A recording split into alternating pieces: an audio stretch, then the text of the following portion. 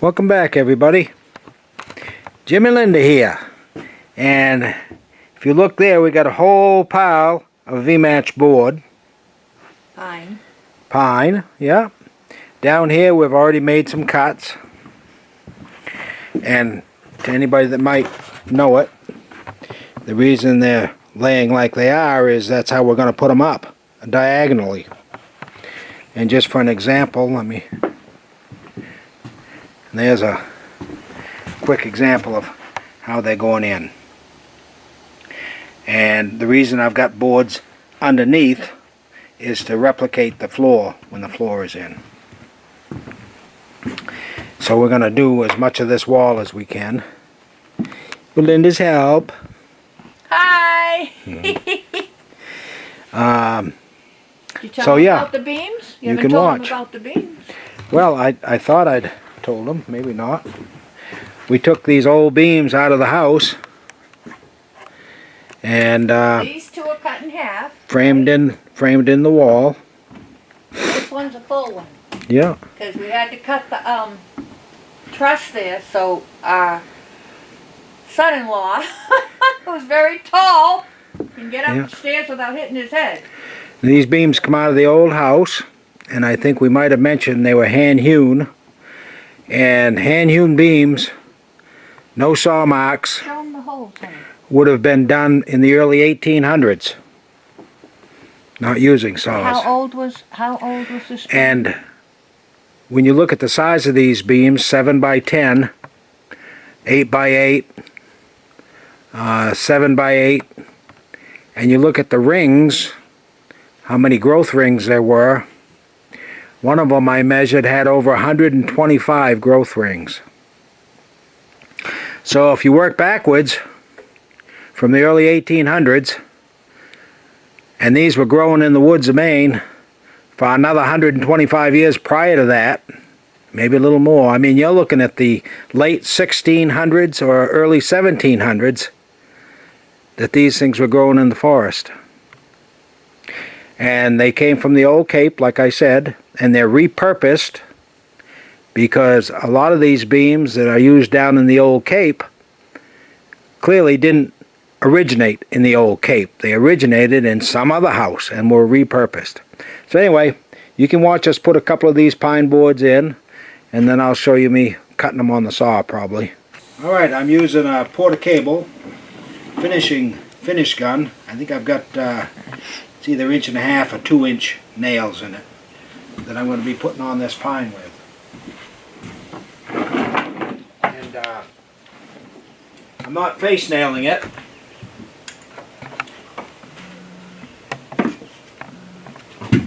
I'm actually, can you focus on this? It's on. Going down at an angle right along this groove, and in most cases you can't see the nails that way. If it was shiplap board, I'd be face nailing it.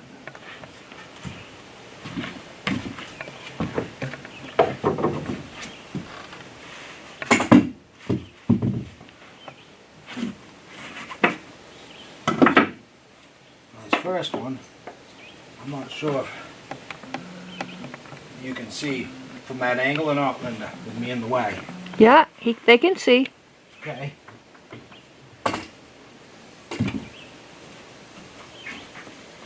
going to drive one just to double check in the floor. I want to see how it does. Okay. Did it go all right? Yeah. Okay.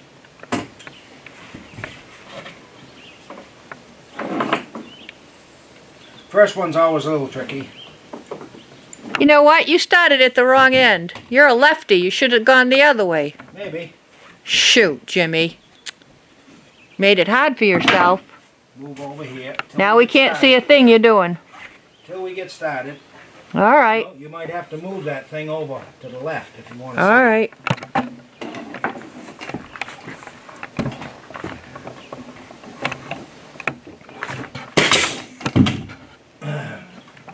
There's one.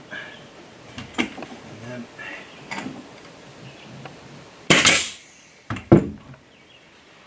You can see the little teeny holes it makes. Huh? Can you see the little holes that it makes? Oh, geez, Jim, I don't know.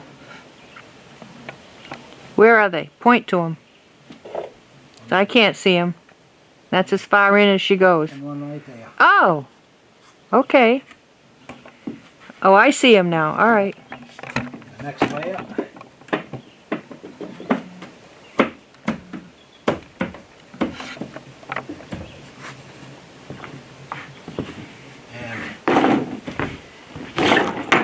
I need to get over here, Jimmy.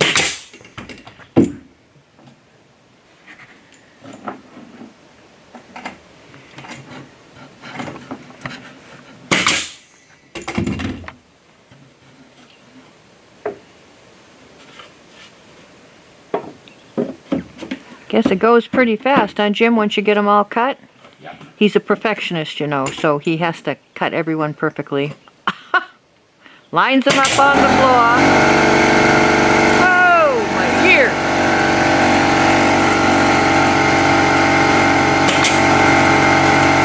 What a good gun, that quarter cable. Is that 2 or 3 of them? Here we Does go again. pretty quick once you get started. Like I say, I've got these here just to kind of simulate the floor when we have it down. Now this one, I'm not sure if it's going to fit yet or not. Yeah, it does.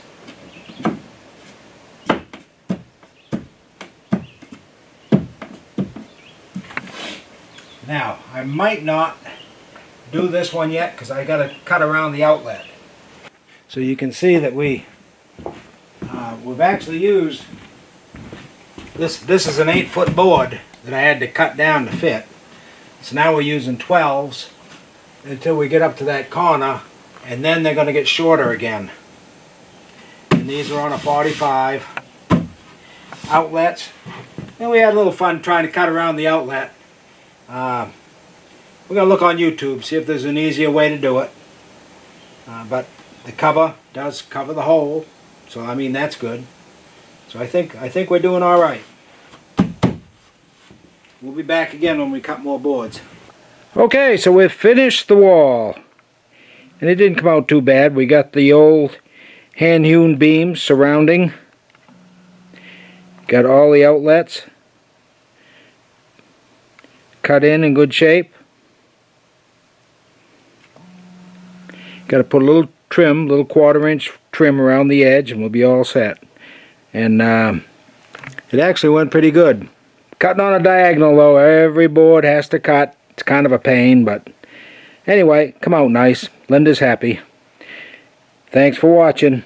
Hey, come back again and we'll have more videos before you know it.